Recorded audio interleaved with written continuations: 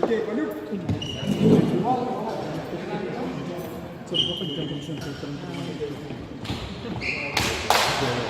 Лорд.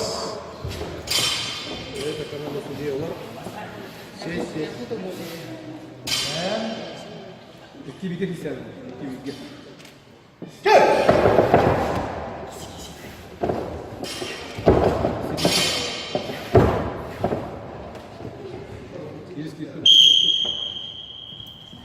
Покажи.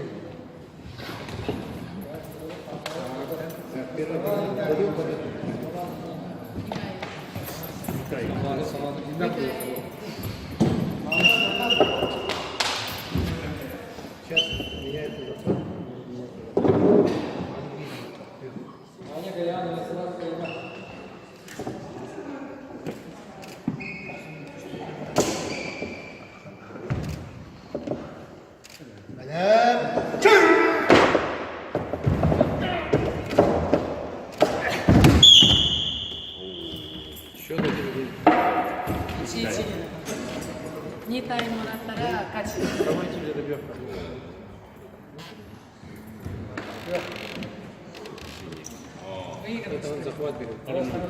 ちが勝つか。どっちが真ん中か。どっちがですよ。А какой сильный говорит? В середине? Сотом.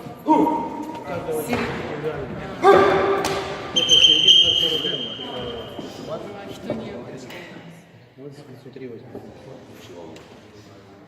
内側が得意な。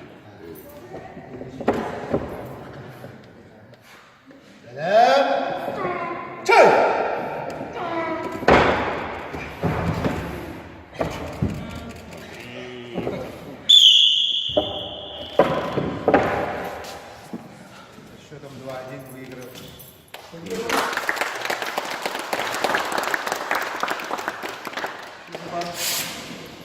Все?